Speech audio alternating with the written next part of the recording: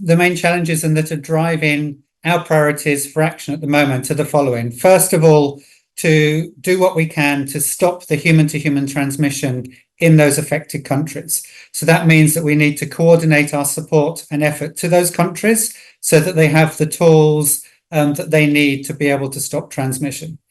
The second is we need to address and coordinate globally the supply of vaccines, of diagnostic tests, of therapeutic tools, so that we can support those countries.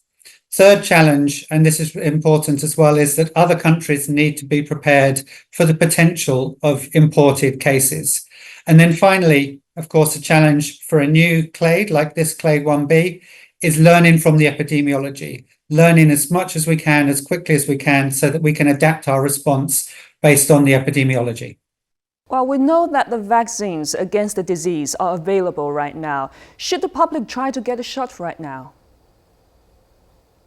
Right now, the answer to that is no. The global supply of vaccines is very limited.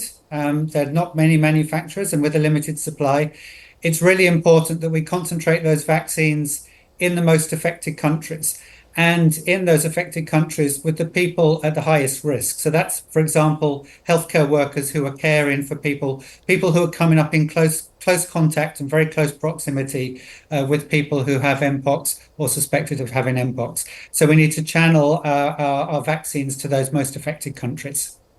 And we've seen that the WHO has urged manufacturers to ramp up the production of this vaccine. So how's that process going on right now? So yes, you're absolutely right. WHO has issued a call. Well, first of all, is working with the manufacturers of the existing vaccines to expand the supply of vaccines.